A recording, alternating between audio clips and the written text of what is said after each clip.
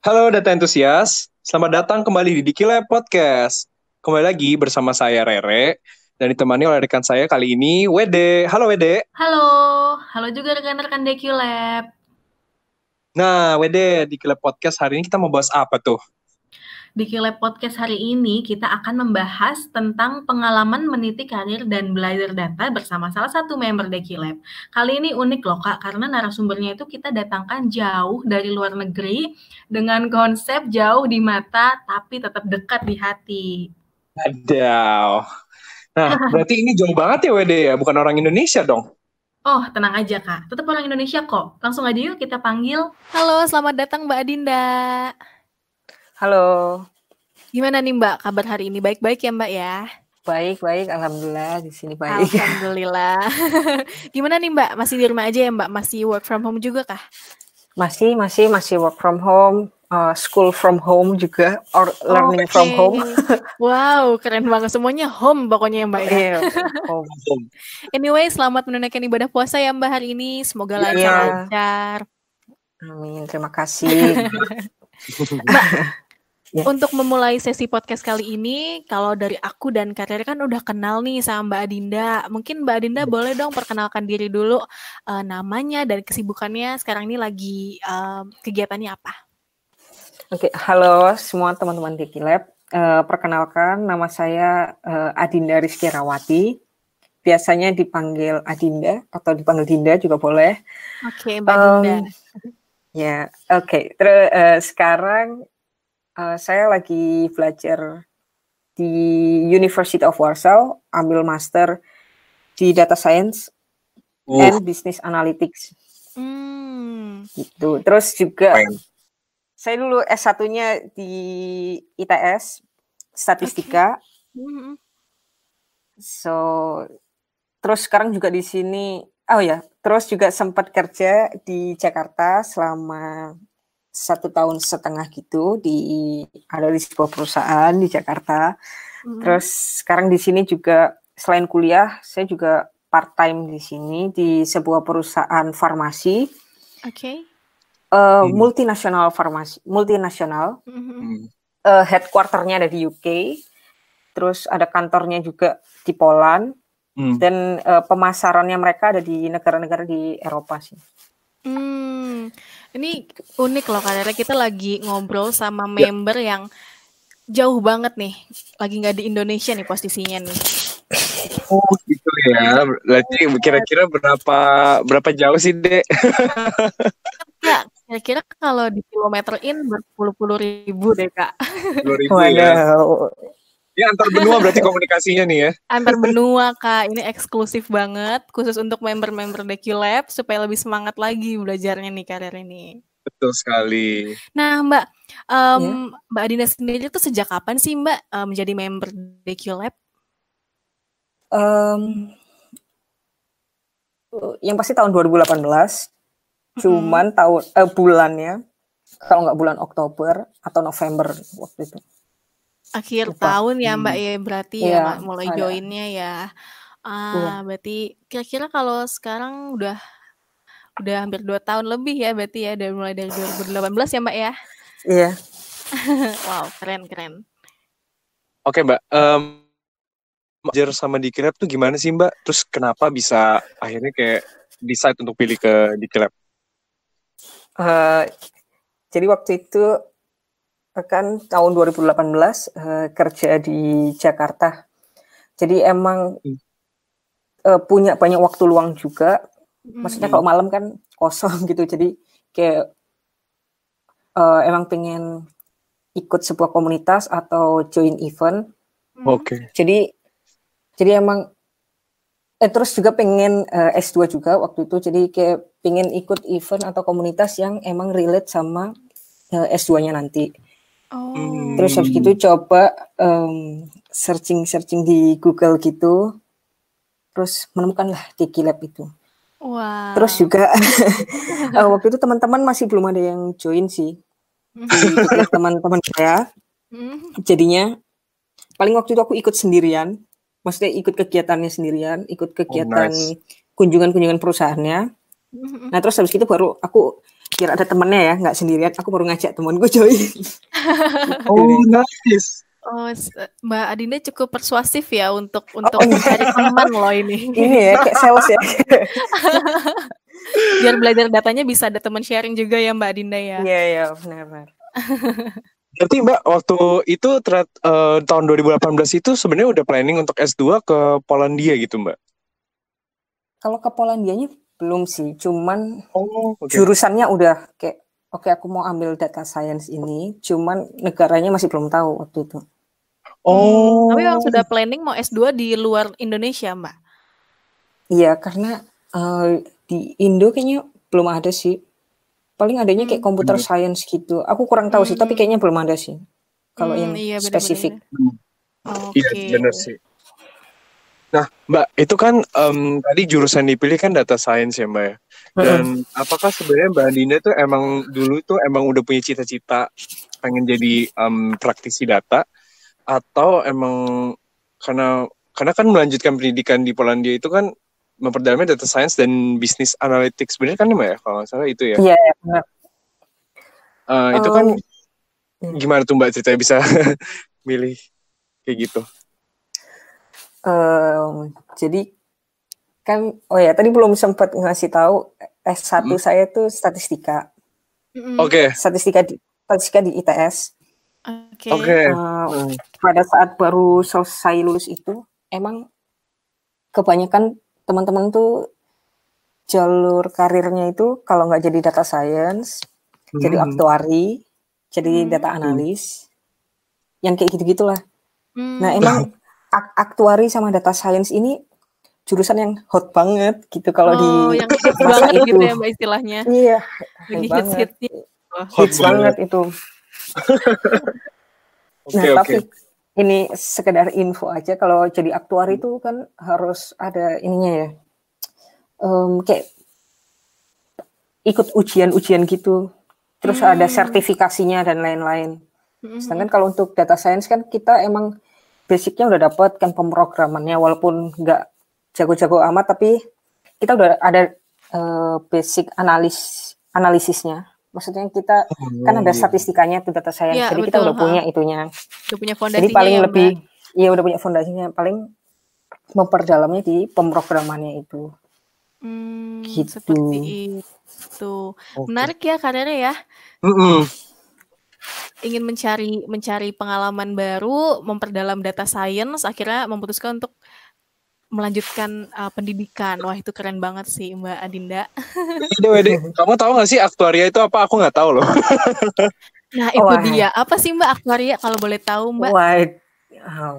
Definisinya apa ya? Tapi yang pasti, aku nggak tahu ya definisinya. tapi yang pasti aktuari ini orang yang menghitung resiko. Terus dia biasanya kerjanya kayak di bidang asuransi. Baik. Itu juga iming-imingnya gajinya gede gitulah. Makanya salah satu top list pekerjaan yang hits banget ya Mbak Adinda ya. Iya, hits banget. Actuarial science, dan juga sekarang di beberapa kampus di Indonesia, kayaknya 5 kampus di Indonesia itu ada dibuka S1 aktuaria. Nah, kalau untuk data science kayaknya masih belum sih. Jadi emang kayak pemerintah itu serius untuk menggarap aktuaria ini. Bener. Karena memang dibutuhkan juga ya Mbak ya. Jadi peluang kerjanya juga terbuka gitu. Nah, kalau boleh tahu nih Mbak, seberapa besar sih Mbak peran DQ Lab dalam perjalanan karirnya Mbak Adinda sendiri nih? Yang pasti ini sih, mengenalkan bagian-bagian bidang data sih di perusahaan-perusahaan yang udah pernah dikunjungin sih. Kan emang sebelumnya kan nggak terlalu ngerti ya, maksudnya kayak data science ini jobnya ngapain aja sih gitu, atau di perusahaan ini aku baru tahu nih di perusahaan ini ada divisi yang khusus data sendiri. Jadi kayak tahu gambaran di perusahaan-perusahaan di Indo juga. Jadi kira-kira setelah lulus kuliah ini nanti jadi tahu kalau di perusahaan ini kalau butuh bidang data itu dia yang harus bisa pemrograman ini, terus apa yang dibutuhkan tuh kira-kira udah tahu lah gambarannya. Jadi bisa lebih mempersiapkan diri juga ya Mbak ya, Iya, untuk lebih menghadapi industri yang sebenarnya gitu. Iya. Berarti ini cukup berperan besar ya Mbak ya di Kilab nih? Iya ya, benar-benar. Walaupun tapi jadi berasa sih kalau misalnya perusahaan-perusahaan IT itu atau orang-orang yang membutuhkan data science itu masih berada di Jakarta sih. Kerasa banget. Kalau untuk nggak tahu ya, kalau kan aku di Surabaya itu kayaknya masih belum sebanyak di Jakarta ya, itunya. Oke, benar. Iya, berasa banget ya Mbak di ibu kota tuh karena mungkin kebutuhan perusahaan juga ya Mbak ya. Iya, benar. Oke. Nah, kalau boleh tahu nih Mbak, kan Mbak Adinda sekarang ini melanjutkan studi ke Polandia ya Mbak. Iya. Gimana sih Mbak sistem belajar di sana di Polandia tuh? Apakah sama seperti kuliah di Indonesia Mbak? Boleh dong sharing pengalamannya? Iya. Kalau kuliah offline-nya, kalau di sini aku kelasnya banyak sore ke malam ya. Oke. Sore ke malam ya Mbak ya berarti. Karena mungkin S2 ya, kalau S1-nya banyak pagi sih. Oh gitu. Terus kalau di sini yang pasti mungkin lebih bebas buat tanya-tanya ke dosennya, maksudnya nggak ada sungkan gitu loh ke dosen. Jadi emang kalau kamu mau tanya apa aja tentang mata kuliah itu, kayak feel free buat nanya sepuasmu sama dosennya. Terus emang kalau habis selesai kelas itu mahasiswanya itu suka nyamperin dosennya, langsung tanya-tanya gitu. Oh oke. Jadi emang aktif juga ya dosennya ya Mbak ya? Iya, dosennya aktif, mahasiswanya juga aktif, jadi enak gitu. Cocok ya Mbak. Terus, jadi sharingnya tuh. Terus ini sih, misalnya dosennya itu persentase buat 50% buat exam, 20% buat apa gitu ya.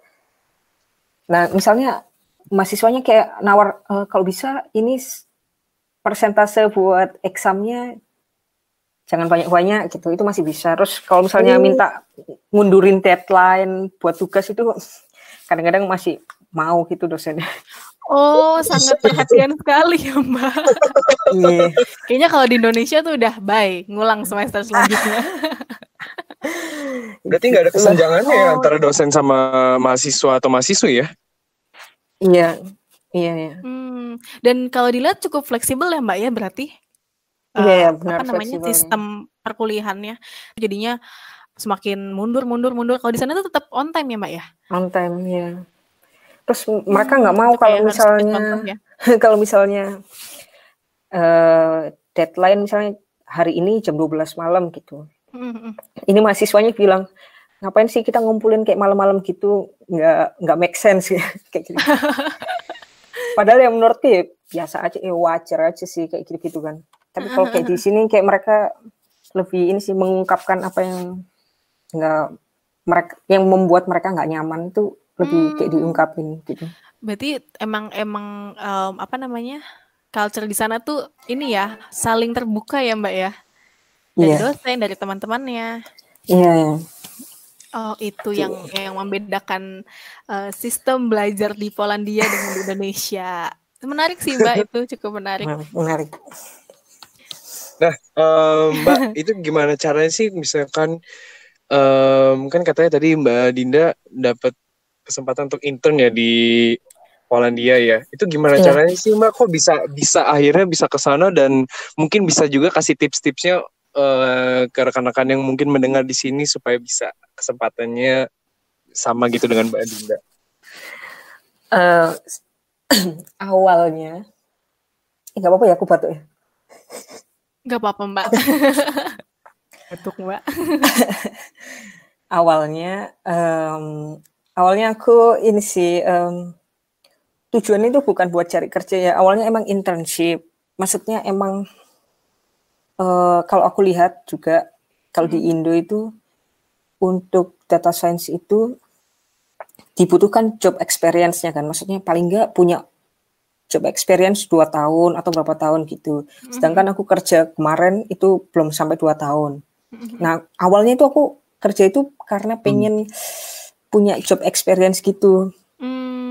Nah, terus aku emang apply-nya buat internship atau part-time.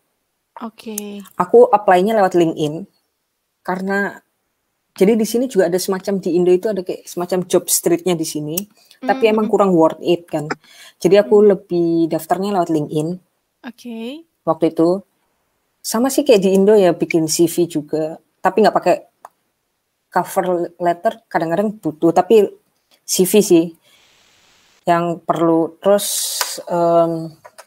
karena aku kerjanya part time, mungkin tipsnya ya dicantumin di CV-nya. Ini aku juga tahu dari temanku sih, di CV-nya dicantumin kita tuh available time-nya berapa jam per minggu gitu.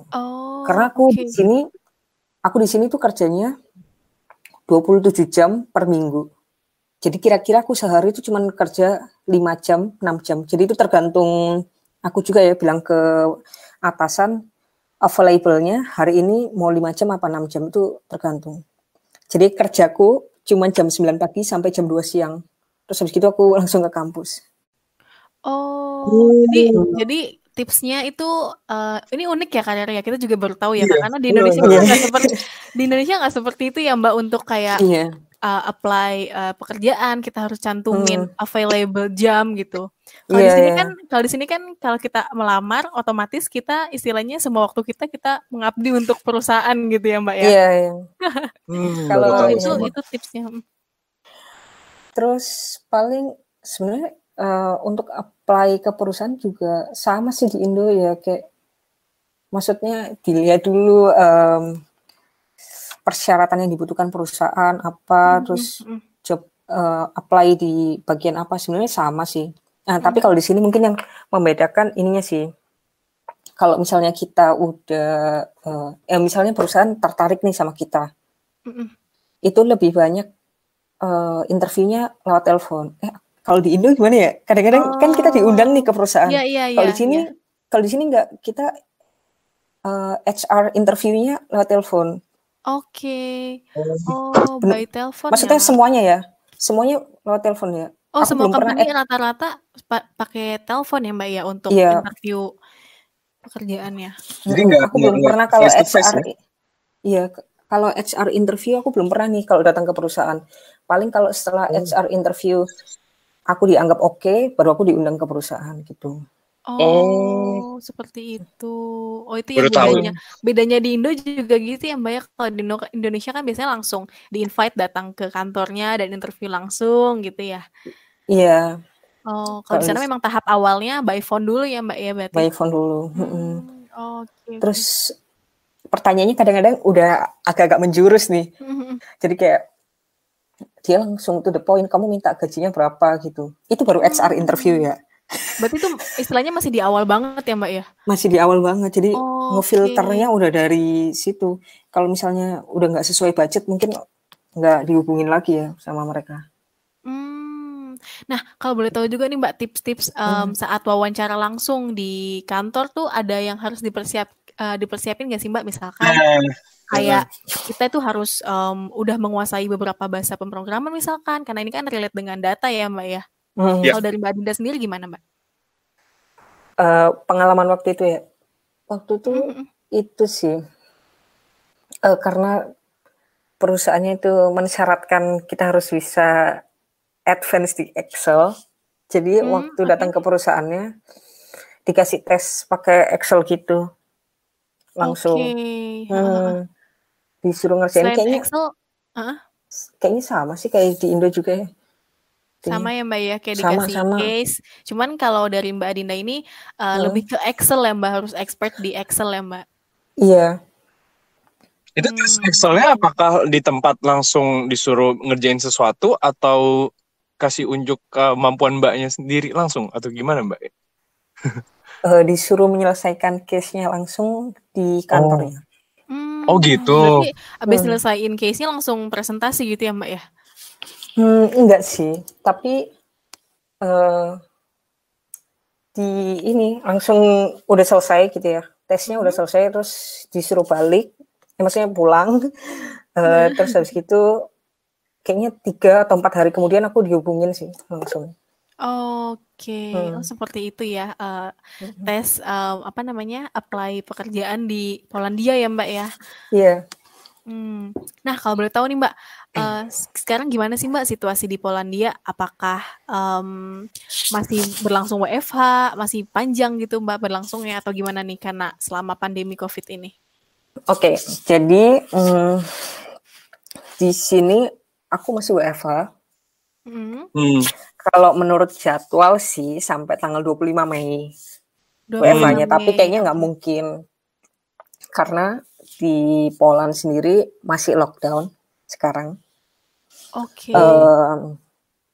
Di penerbangan internasional itu ditutup sampai tanggal 12 Juni. Terus sekarang udah agak dilonggarkan sih lockdown-nya, jadi mulai besok Senin itu restoran udah dibuka. Maksudnya kita udah boleh makan di dalam restoran, tapi dengan batasan-batasan. Terus salon gitu udah dibuka. Terus apalagi? Mall-mall gitu juga udah mulai buka ya Mbak? Mall udah buka juga, cuman nggak ada yang ke mall juga ya. Nggak ada yang ke mall ya Mbak, masih takut. Nggak ada yang ke mall juga, takut kan. Terus paling,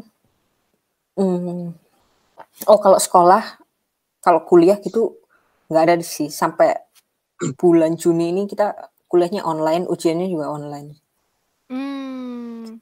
Oke, jadi memang semuanya beralih ke online semua ya Mbak ya? Iya.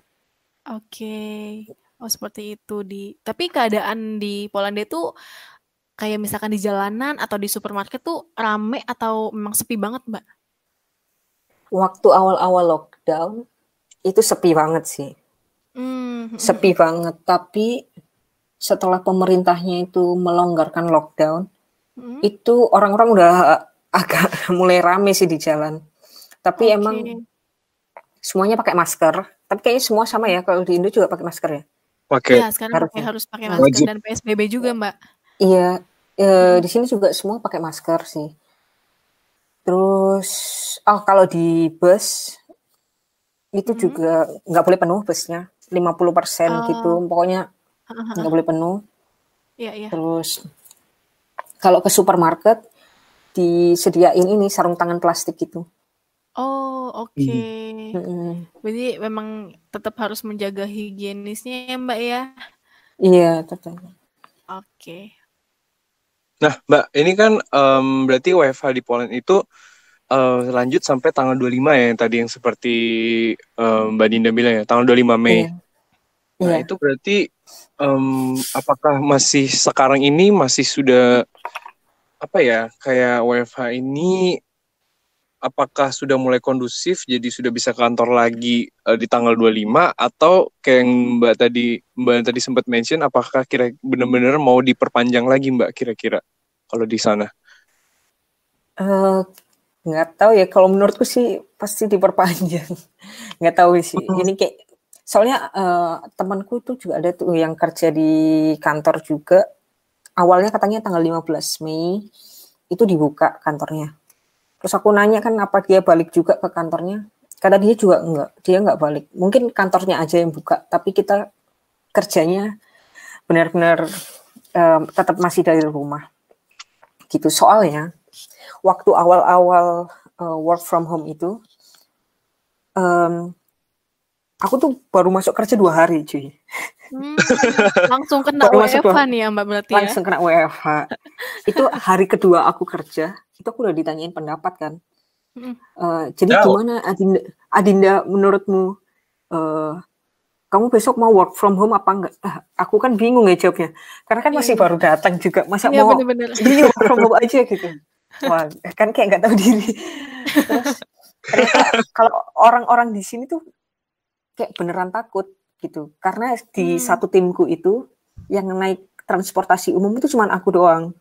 Yang lainnya itu udah naik mobil sendiri. Jadinya aku tuh dianggap sangat berisiko gitu. Oh wow.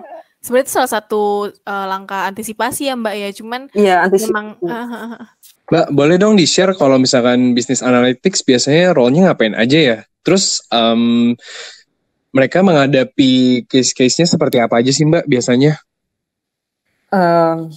Jadi kayak yang aku udah sebutkan sebelumnya, jadi emang di sini kan aku baru masuk kerjanya cuma 2 hari, terus habis itu langsung WFH itu.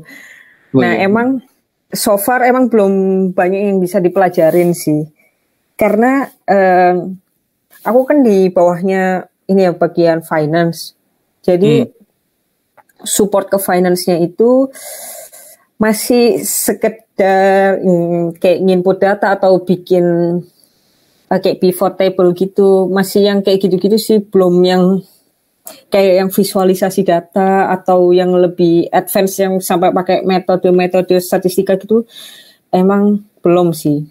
Oh gitu ya, berarti itu kalau yang kayak input data gitu-gitu menggunakan Excel kah atau gimana Mbak? Oh ya, di sini semuanya pakai Excel, jadi satu Excel ke Excel yang lain tuh menyambung, emang. Terus juga untuk buat laporan juga, itu juga kirim Excel juga, jadi full of Excel deh pokoknya. Oh, full of Excel, menarik. Berarti Excelnya ini levelnya level advance ya Mbak di company-nya? Mungkin ya, bisa dibilang kayak gitu. Soalnya emang di Excelnya tuh kayak udah otomatis gitu, jadi kalau kita nginput sesuatu angka di salah satu tab gitu, nanti di tab yang lain tuh pasti otomatis udah ke input, udah kehitung semua gitu, otomatis. Oh wow, berarti itu benar-benar formula yang ini ya, banyak dan levelnya juga level yang di atas rata-rata gitu ya Mbak ya, Excelnya? Mungkin karena emang apa ya, jadi kayaknya emang mereka udah pernah bikin Excelnya itu, terus ya sekarang kayak tinggal melanjutkan aja sih. Paling kalau dari akunya sendiri, kalau misalnya ada salah satu tim gitu yang minta pengen tahu nih untuk produk ini dari negara ini, kira-kira budgetnya itu berapa, terus nilai penjualannya untuk bulan ini berapa, terus penjualan itemnya itu berapa, yang paling kayak gitu-gitu yang spesifik bisa dibikin dari awal. Oke, berarti berarti itu kayak performance report juga ya Mbak ya, performance review juga ya Mbak ya? Iya, kayak gitu sih kurang lebih. Dan dan kayaknya perannya Excel ini sangat penting banget ya di bidang data analytics ini ya Mbak ya? Iya sih, menurutku semua orang tuh harus bisa Excel, karena ternyata aku sempat nanya-nanya ke temanku yang ada di sini, nggak semuanya tuh bisa Excel juga sih. Menurutku basic Excel, kayak tahu formula-formulanya, tahu pivot table-nya, itu udah cukup lah. Kalau nggak tahu ya, menurutku itu udah cukup kalau untuk di perusahaan, karena memang ya kita realistis aja, nggak semua perusahaan itu tahu kayak R Python gitu kan. Mungkin di orang-orang yang sekarang yang kerja itu yang masih pakai Excel, ya kita ikutin dulu. Tapi kita juga harus sambil belajar pemrograman ini, karena mungkin kita juga nggak tahu ya 5 tahun atau 10 tahun yang akan datang, semua orang tanpa memandang dia background apapun, dia udah bisa nih pakai R Python. Jadi mungkin di tahun-tahun yang akan datang orang-orang akan terbiasa pakai bahasa pemrograman ini. Gitu. Nah, itu kebetulan banget nih, Mbak Dinda kan tadi sempat mention soal belajar R dan Python. Nah, itu jangan lupa belajarnya di Dikilab ya Mbak. Terus selain R dan Python itu juga Dikilab juga ada modul nih mengenai Excel, di mana rekan-rekan Dikilab sekalian juga bisa belajar langsung jika pengen mendalami lebih dalam lagi mengenai Excel. Itu jadi kita ada modulnya untuk Excel, basic-basicnya bisa dipelajari dari situ gitu sih Mbak. Oke. Nah Mbak, karena Mbak Dinda hari kedua itu udah langsung dihadapkan dengan WFH, apa sih Mbak tips WFH ala Mbak Dinda supaya tetap produktif di rumah gitu?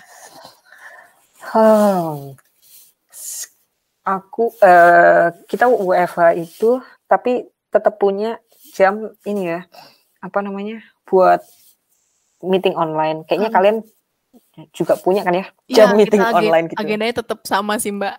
Tetap sama kan. Jam 9 pagi udah bangun. Jam 9 pagi udah mulai meeting online. Mungkin kalau dari aku sih tipsnya ini sih, nggak mengubah rutinitas sih. Maksudnya tetap bangun pagi, tetap buka laptop, terus maksudnya kerjanya kan jam 9 sampai jam 5 tuh. Nah itu tetap buka laptop. Benar. Aja walaupun mungkin lagi agak-agak gabut atau apa, tapi tetap buka laptop aja. Iya sih, pokoknya dibikin sama aja rutinitasnya. Jam 9 sampai jam 5, terus kalau udah selesai jam 5 udah langsung tutup laptop aja sih. Maksudnya menjaga rutinitas itu kan nggak gampang ya. Kalau kalian udah kebiasaan, kayaknya jam 9 nggak perlu buka laptop, dari ntar aja jam 10 gitu. Maksudnya kalau kalian menggampangkan sesuatu, besoknya juga ya bakalan kayak gitu juga. Mungkin lebih molor lagi. Lebih malam lagi selesainya gitu. Jadi kita juga harus mendisiplinkan diri juga ya Mbak ya. Iya. Supaya tetap jaga semangat, jaga produktivitas kita juga. Wow, menarik ya. Intinya berarti kalau dari Mbak Dinda tetap bangun pagi ya Mbak ya. Kuncinya itu ya Mbak. Kunci bangun pagi itu adalah kunci, bener. Oke, Mbak boleh nggak sih share pesan-pesan mungkin untuk members Digilab yang lagi mendengarkan nih, yang pengen berkarir juga ke luar negeri atau belajar juga ke luar negeri nih seperti Mbak Dinda, karena profesi data ini kan bisa dijalanin oleh siapapun ya. Mereka mau bagaimanapun mereka berkarirnya, belajarnya di mana atau bagaimana juga, itu kan tidak terbatas dari gender juga dan terbatas dari apapun itu. Yang penting mereka punya cita-cita berkarir sebagai praktisi data di bidang data. Mereka hanya tinggal mereka pasti bisa gitu ya. Mungkin tips-tipsnya apa ya Mbak? Oke. Jadi kalau menurutku kalian tuh udah berada di track yang tepat. Kalian udah menemukan teman yang memiliki passion yang sama. Jadi misalnya kalau kalian lagi kumpul, bukan kumpul sih, maksudnya lagi ada acara di Digilab. Kalau buat teman-teman cewek ataupun cowok di situ, kalian harus berteman lah satu sama lain. Jadi kalian bisa saling support satu sama lain juga. Atau misalnya kalau kalian pengen ngajak teman kalian yang non-member gitu, ajak aja buat gabung. Jadi kalian punya teman yang kayak ngerasa belajar bareng gitu. Jadi ada semangatnya sih. Itu sih. Jadi kan lingkungannya kan jadi enak tuh, saling mendukung juga. Terus juga mungkin yang pasti harus banyak belajar case-case-nya gitu loh. Maksudnya ikut yang kayak kompetisi itu. Kompetisi data gitu ya Mbak? Iya, kompetisi data yang biasanya di Digilab itu. Oh, data champion. Data champion. Iya. Oke, baik. Kalau yang kayak data champion gitu, maksudnya. Jadi kalian bisa mempelajari kan. Oh, ternyata kalau ada case kayak gini, cara menganalisanya itu kayak gini loh. Gitu. Jadi harus lebih banyak ketemu permasalahan-permasalahan yang ada di data science ini gitu. Oke. Kuncinya harus selalu mengasah skill set ya Mbak ya? Iya benar. Soalnya kan problem yang ditemuin nanti ke depannya kan pasti beda-beda kan. Jadi harus terbiasa dulu sama berbagai macam permasalahan sih. Iya benar. Jadi kita memang melatih, update dan upgrade ya Mbak berarti. Iya. Sama satu lagi mungkin tadi yang bisa di-highlight juga adalah dari sisi networking juga ya WD dan Mbak Dinda ya. Benar. Di komunitas Digilab ini mempunyai visi yang sama untuk membekali diri, belajar bersama untuk supaya berkarir nanti ke depannya sebagai praktisi data tentunya. Dan punya kesempatan juga nih karirnya untuk sharing sama praktisi datanya langsung karena kita ada offline pertemuannya. Betul. Cakep. Mbak Dinda, terima kasih banyak atas waktunya untuk di Collab podcast yang kedua ini. Betul, thank you Mbak. Aduh, senang sekali bisa sharing. Iya, sama-sama. Bisa berbagi motivasi sama rekan-rekan di Collab lainnya. Nah, mungkin kalau misalkan teman-teman ada yang pengen nanya-nanya lebih lanjut nih, kira-kira bisa dihubungin Mbak Dinda kemana nih, Mbak? Iya, Mbak. Mungkin bisa berteman di LinkedIn. Di search, ya di search aja Adinda Rizky Herawati, itu mudah-mudahan namaku doang ya yang muncul gitu. Mbak doang, aku udah nyoba Mbak doang. Oke. Jadi bisa berteman di situ. Nanti kalau misalnya mau tanya atau kita bisa sharing-sharing juga, boleh lah. Oke. Tenang aja Mbak, itu kayaknya members di GitLab udah biasa kok ngupload sertifikat di LinkedIn. Oh yes. Nanti langsung bisa ngobrol-ngobrol sama Mbak Adinda di LinkedIn ya Mbak. Iya. Baiklah kalau begitu. Terima kasih banyak Mbak Dinda untuk hari ini. Terima kasih WD. Sampai bertemu lagi di next Thank podcast. you Mbak. Thank you Mbak. Bye. Bye semua. Nah, itu dia rekan-rekan Deki Lab obrolan kita dengan Mbak Adinda. Semoga bisa menginspirasi dan memberikan motivasi mengenai pengalaman-pengalaman berkarir dan belajarnya Mbak Adinda di Polandia. Oh iya Kak Rere, kamu mau menambahkan informasi ya Kak? Nah, benar banget Wede. Buat kalian nih yang mau sukses berkarir, seperti Mbak Adinda juga, kalian bisa ikut belajar bareng di DQ Lab. Sistem pembelajarannya online, fleksibel, dan bisa diakses di mana saja. Kayak Mbak Adinda ini kan dia di Polandia, dia masih bisa akses DQ Lab juga loh, walaupun jauh banget di sana ya. Terus, DQ Lab juga sering mengadakan project nih, untuk mengasah kemampuan kita agar lebih siap berkarir di industri data. Nah, teman-teman jangan lupa juga follow Instagram DQLab @DQLab, media sosial lainnya seperti Facebook, LinkedIn, dan diaktifkan juga push notification-nya untuk informasi-informasi lebih lanjut. Nah, aku juga ada mau tambahin sedikit nih Kak Rere, karena DQLab juga punya YouTube channel. Jangan lupa di-subscribe di Belajar Data Science DQLab. Dan jangan lupa guys, ingat ya kata Mbak Adinda tadi, networking itu adalah suatu hal yang penting untuk memulai karir di bidang data. Sampai bertemu di DQLab Podcast selanjutnya. Dah. Bye.